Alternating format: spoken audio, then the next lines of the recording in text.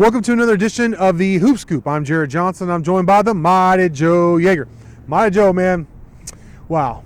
Okay, Saturday, Tech goes to Ames, beats Iowa State, worse than they've ever been beaten at the Hilton by 30 points. I mean, they just look great. They look dominant. I mean, led by Jamias Ramsey, 25 points, 7 assists. Great floor game. You pointed out in your Yeager shots, just looked like the complete player, looked really good. Then they go to Oklahoma City for a neutral site home game, the rare neutral site home game, road game against the Sooners. And everybody knew, no secret, the Sooners, they were reeling. They'd lost 3 in a row. They had to have that game Tuesday night, and they played like it. And Texas Tech, you would think, obviously well coached, you know they're going to be well prepared. They would know that. They showed early, got down big early. We're trying to climb out of a hole the whole time, Joe. And in my opinion, the effort was lacking.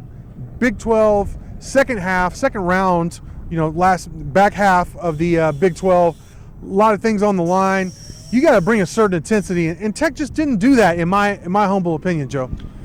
Yeah, well, I mean, I didn't see this coming, to be perfectly honest. I mean, of course, I knew Oklahoma was going to bring it, but I expected Tech to match. Right. And I thought... But we knew Oklahoma was going to bring it. That's what we knew. I mean, they had to. They're desperate ball club Tuesday night. Yeah, that was the one, that was the constant, all right? Texas Tech is the variable, Right. But I expected that variable to show up and be able to compete. I expected Tech to win the game. Now, I don't know if you did. But I thought they would rise to the challenge. Yeah, I thought Tech would win that game. I certainly didn't see them basically having their butts handed to them, because Tech was just never in this game.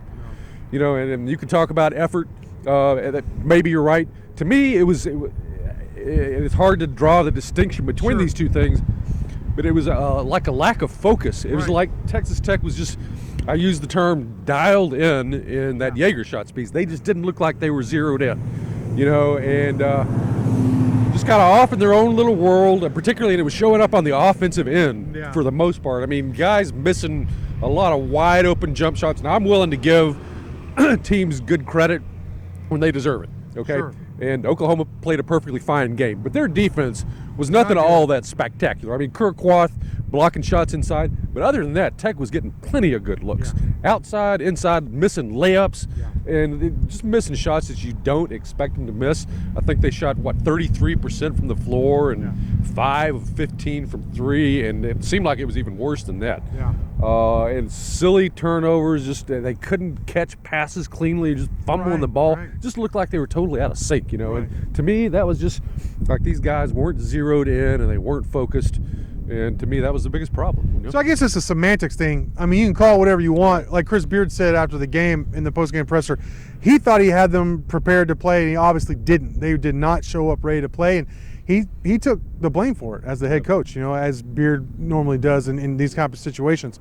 Though we don't see this a lot, where they just show up and, perhaps this year, but in Beard's time here at Texas Tech, you've seen them be outclassed. It's the Big 12, especially his first year here, or have a bad shooting night. But like you said, they, whatever you want to call it, effort, focus, whatever, they didn't show up ready to play. And that, even on this season, at this stage of the game, or this stage of the season, is a little worrisome. Okay, it happened. That's where Texas Tech is. So on the season, they're 18-10, 9-6 in Big 12. There's been a lot of debate on the board.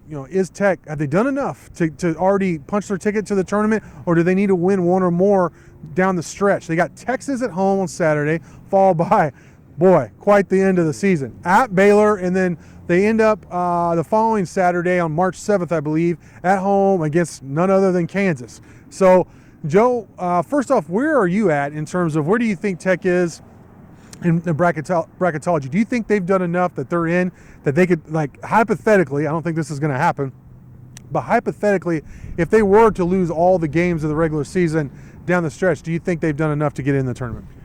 Well, I think if they go 0 for 3 down the stretch and then lose in the first round, or that the first game they play in the Big 12 tournament, then I think their position is extremely precarious. They might not make it at that point. You don't want to go there. All right. I think one win from here on out probably gets you in as a low seed.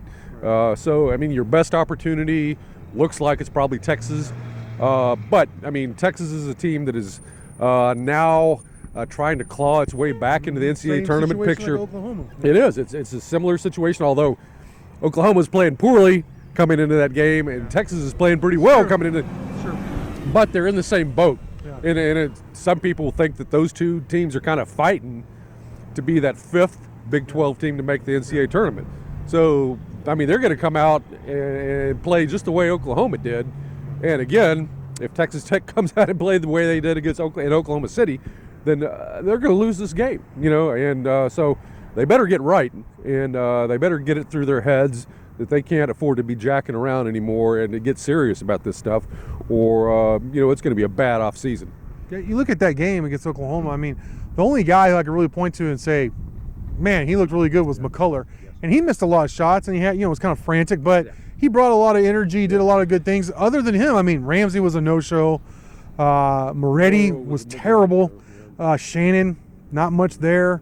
Kyler Edwards, I mean, I think hit that one play towards the end of the game where he was dribbling between his legs, kind of isoing top of the key, and just basically handed the ball to Oklahoma.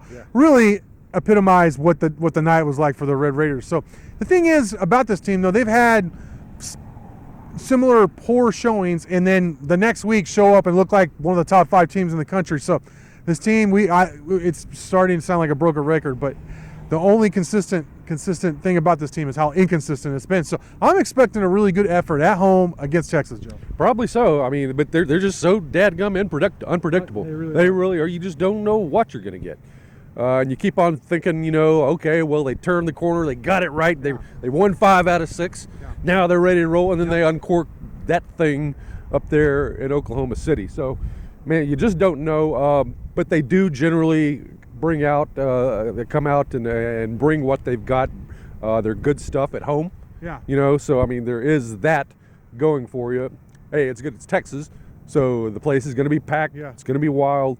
They're going to have all the support behind them. Yeah, so I think Tech will come out and win this game probably by double digits. But I'm not confident about making any sort of prediction with this team from here on out. You know, I'll make a prediction, Mighty Joe. I'm going to say Tech wins 2 of the final 3 games, both of them at home. I think it sounds crazy. People are going to watch this on a Wednesday after the terrible performance on Tuesday and be like, he's lost his mind, or he's a homer, or whatever. I'm telling you, I think they're going to play really well against Texas. I don't know about Baylor and Waco. I'm not saying, if they lost by 20, I wouldn't be surprised or whatever, you know. But I think they come back. Regular season finale, there's going to be a lot of recruits here. It's going to be a juiced atmosphere against Kansas. I think the Red Raiders are going to upset Kansas here at home. I really do. Now, it's Kansas. They're looking great. Tech looks terrible. I understand if people are saying, what is he talking about? But let's just see how it plays out. well, I mean, I don't think that's ridiculous at all, because we know what this team is capable of doing. You know, 46-point win over TCU, beat Iowa State by 30 in Ames, beat the number 1 team in the country, Louisville, at a neutral site by double digits without Jamias Ramsey in the lineup. You know, this I still team can't figure that one. That's crazy. I know. So this team is capable of doing just about anything. You know, it's just so that could very easily happen. I would not be surprised by that at all.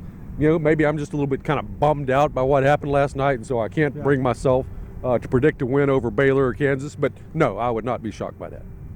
Well, all right, Monty Joe. That game against Texas is an early tip-off. It's 11 a.m. here at the USA right here behind us, so big game. I think, in my opinion, if the Red Raiders win that game, they've pretty much secured at least a spot in the tournament. So a lot on the line for Texas Tech. Looking forward to the game.